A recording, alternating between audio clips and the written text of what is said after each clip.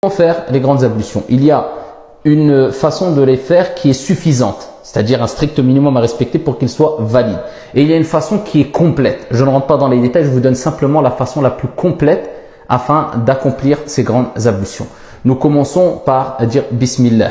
On se lave 3 fois les mains en faisant le tahlil bayn al-asabi', c'est-à-dire entre les doigts, la friction entre les doigts, cela est très important. Ensuite, on se débarrasse des impuretés qui peut avoir sur nous, sur les parties intimes, etc.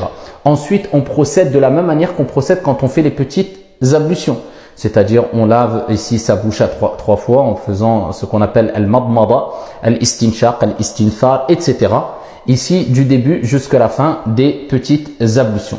Quand on a terminé les petites ablutions, et bien sûr, il est important d'abord de souligner qu'il faut avoir l'intention de sortir de l'état de souillure et d'adorer notre Seigneur Tabaraka wa Ta'ala ou d'adorer notre Seigneur Tabaraka wa Ta'ala à travers la prière du vendredi ou autre. Donc il faut avoir cette intention de faire les grandes ablutions, le grand bain rituel. Donc on termine les petites ablutions. Quand les petites ablutions sont terminées, eh bien ici on doit verser à 3 reprises de l'eau sur la tête. Si aujourd'hui on a des jets d'eau, cela suffit. On prend le jet d'eau et on le met au-dessus de la tête et on doit obligatoirement frictionner les cheveux afin que l'eau pénètre jusqu'à l'épiderme, la peau. Et ça c'est une condition impératif.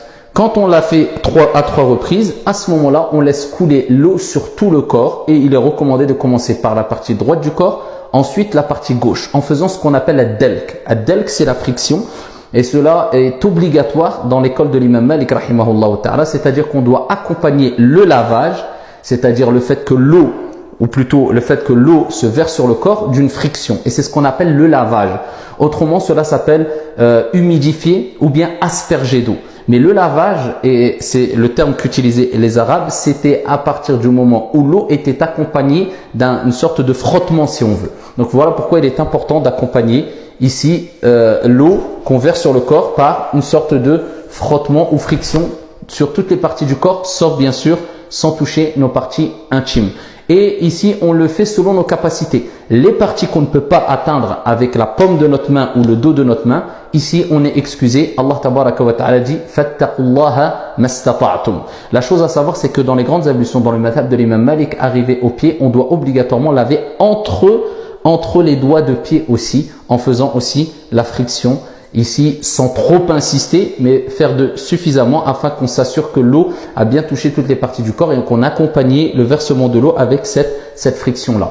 Les femmes qui ont des tresses, ici, le prophète a permis aux femmes à son époque, et cela est une permission générale et à tous les temps, ici de ne pas enlever les tresses lors des grandes ablutions. Il suffit simplement de s'assurer que l'eau pénètre bien jusque la peau et ils peuvent garder leurs tresses, insha'Allah tabaraka wa ta'ala.